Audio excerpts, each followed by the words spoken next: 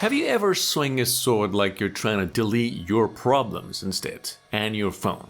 Well, that's basically today. These mobile games are pretty much God of War if Kratos got tired of consoles and decided to, screw it, I'm going mobile. And probably more button mashing that your thumb can handle here.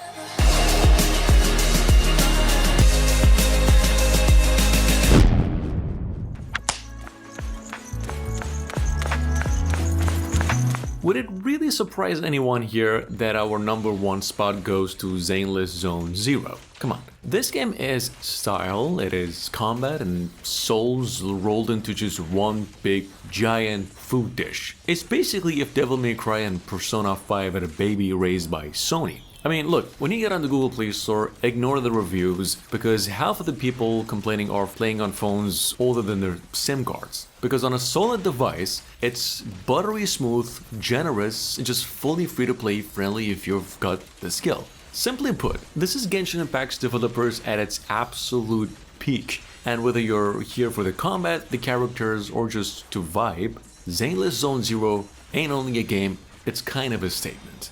Definitely one of the most underrated games of 2025. If God of War ever had a long-lost cousin on mobile, well, Godfire Rise of Prometheus would absolutely be on that little list. A just as cinematic, myth-soaked action-adventure like the GOAT itself, where every swing feels like a rebellion against the gods themselves. See, Prometheus' journey through Greek realms in this game is brutal, it is beautiful, and surprisingly grand for its size. The combat just nails that old God of War style flow, heavy strikes, dodges, and flashy finishers with smoother controller support that, easily makes it shine. It's the kind of game that does get a little repetitive, but when a mobile game looks and feels this great, you kind of forgive it. It's another love letter to gods of Olympus. Pascal's Wager comes in at #3 as it's, to this very day, the finest mobile gaming gem we've seen on the go. It's a Souls-like game that plays smoother than half the console action RPGs right now, and every fight feels personal, dodges, mini heart attacks, and don't even get me started on that sanity meter, because honestly, nothing's fun as like losing your mind in the middle of a boss fight, especially if you are, new to the Dark Souls series. Developers have actually redone the voice acting since it used to sound like it was recorded in the toilet, but it's all done right now. It is dark, brutal, and it doesn't babysit. For once, no pay to win, no hand-holding, just pain, beauty, and pure mobile gaming experience. Now here's another if. If God of War and Sekiro had a little mobile twin raised by Japanese ink painters, that'd have to be Ronin: The Last Samurai. This game is just basically art and motion, pure disciplined swordplay where just one bad party costs you pretty much everything. No gimmicks, of course, no filter, just precision, timing, and bushido. Every swing feels earned, every kill feels personal. The brushstroke visuals do give it a soul few mobile titles ever touch. It's pretty punishing, poetic, and shockingly deep for its size. Ronin doesn't chase trends, it's that kind of game. It perfects them. A small download that plays like a masterpiece, quite literally. One of the best samurai games ever made on mobiles and consoles.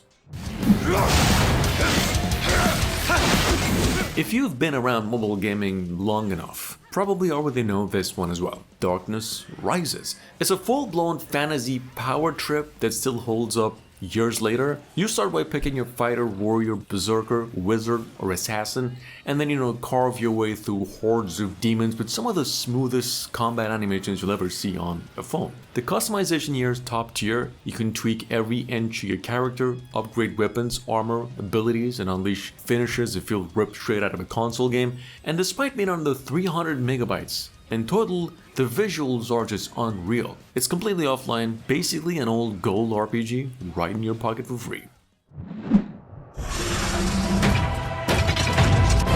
Although a iOS exclusive to this day still, we'd like to think that if Dark Souls ever decided to go mobile, it'd look exactly like Animus standalone. It's precise, it is brutal, no hand-holding, no mercy, just pure Souls-like Bloodborne's gothic grits mixed with Monster Hunter's loot obsession.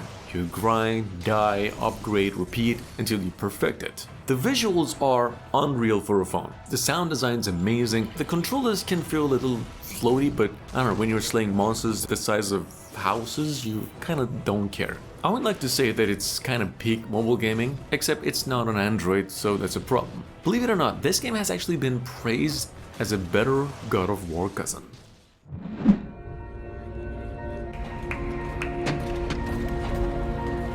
Moving on to number 7, we gotta give it to Blade of God X Orisols. One of the better Souls-like RPGs of mobile gaming world, and one that's recently been redone. Technically, they re-released the game offering now 4K visuals, new soundtracks, delivering it even more immersive than it used to be. It's filled with battles and moral decisions, and also a decent story to follow along the way as well. Mostly combat, although, and a little bit of narrative. Graphics are also optimized for low-end devices. We do suggest the game finally as it is. It doesn't really need that much of a fix anymore, and the only problem it has is that it's over 10 gigabytes in size. But that was the case also with the first game in the list. Arrests happen to the best of us. Coming in at number 8, it is Where Winds Meet. You might be looking at the most realistic looking mobile game ever made. These Developers dropped a new trailer that's just pure insanity. It's got 18th century souls, Chinese flair, and just a ton of swordplay done right, except it's still in the making. But here's the good news. It's coming out November 14 globally, and it might just land on mobiles on the same day as consoles. Solo story, 4-player co-op, PvP, guilds, it's all here, open world that's gorgeous, alive, and full of surprise. If this doesn't grab you immediately here, good luck finding another one. Do make sure to let me know about it too. Coming up behind that at number 9, it is Ungodly. I kind of think like someone finally said, what if a gacha RPG were all sunshine and anime, and like a full juggernaut instead? This game is coming from the same team that made Star Wars Galaxy of Heroes, so obviously they know something. It's built by someone who actually understands mobile games. It's Genshin Impact kinda, but grimier, bloodier, and with like less bubblegum magic. You get to switch between characters in the middle of combat, chain attacks, get into some deep, tragic backstories through its affinity system. Basically, it's Dark Souls with a lot of soul, and it's hitting mobile before consoles. Play it right now on the Play Store through its beta. Coming in at number 10, I'd like to think if Santa Monica Studios were raised on Chinese mythology, it'd kinda turn out to be Wuthering Waves here, instead of God of War. Here you play as a helpless wanderer tossed into an open world, running, gliding, and wall scaling through a world that's just alive at every turn. The visuals are jaw-dropping here, and it's paired with a soundtrack that just grows with the story. Characters are insanely unique, abilities make swapping your party feel like a full-on strategy game. Even free players can assemble a competent team and enjoy the whole game. It's polished, it is enormous, and maybe the closest mobile thing to a console epic right now. This thing is about 45 gigabytes in size.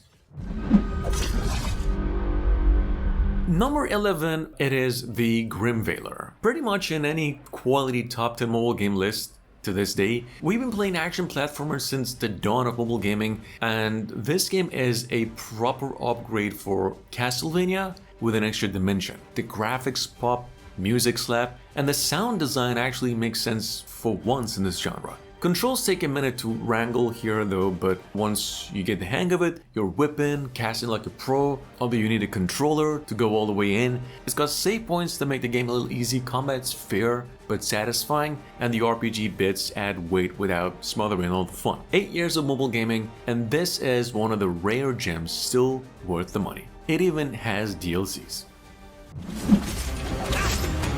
Now on the other hand, Prince of Persia Lost Crown is the second best platformer style God of War we recommend. It's kind of that rare moment when you realize it's not some watered down mobile port of a console game and has all the right qualities of a AAA console game on the go. It plays like a Metroidvania fever dream. It's got a tight combat, slick platforming, and puzzles that make you feel both smart and, at the same time unhinged. And the fact that it doesn't melt your battery halfway through, that's just magic. Honestly, this thing over here is console tier craftsmanship right in your pocket. If you missed it previously on the channel, although we're not really excited to talk about this game, well, Game of Thrones Kingsroad is finally out and the game's combat hits clean. It's like Assassin's Creed vibes, but like darker and full of that political drama that the series has. The thing is, microtransactions do sneak in, and sometimes the controls act a little suspicious, but the story is great and the world's mad immersive. Cross progression also lets you dip from phone to PC and keep flexing non-stop if you want, but the problem is it has no chill on the pay-to-win content. We don't really recommend the game unless you're a Game of Thrones fanatic. Either way, though, it's a very good looking game at the least. Now look, if God of War ever made an anime cousin, it had to be Punishing Grey Raven. I mean look, this game is pure skill-based combat heaven. Responsive, brutal, insanely satisfying. Every combo and counter lands with perfect weight, making each fight feel quite earned. Even low-tier constructs can dominate if you've got the reflexes. The grind feels fair, the visuals are console level, and the story hits harder than it really needs to. It's definitely not just another action RPG here, it's an action RPG that proves mobile games can go toe-to-toe with console legends. A game of absolute talent. Shadow Blood at number 15 is basically what happens when you cram every ARPG trope in a phone game and, kind of hope no one complains. 6 characters, thousands of weapons, dragons everywhere, non-stop combat. You'll barely notice you're grinding your thumbs off in this game. PvP, raid bosses exist to remind you how outclassed you are here, and the game's world just looks amazing. The UI actually works, the voice acting shockingly human, combat flows super nice, and overall, I think if you want a gloriously chaotic mobile RPG that makes you feel both heroic and slightly overwhelmed, Shadow Blood's definitely got you covered. And last but not least over here, just a little mention to the big boy in the making, Monster Hunter Outlanders, taking everything you love about the series and all squeezing it into your pocket. Because why should consoles have all the fun anyway? Mobile Monster Hunter isn't just a dream anymore, it's about to ruin all your free time and we're definitely here for it as well. The game is promised to be out by the end of 2026 for consoles and even earlier on mobiles. Check it out if you missed it.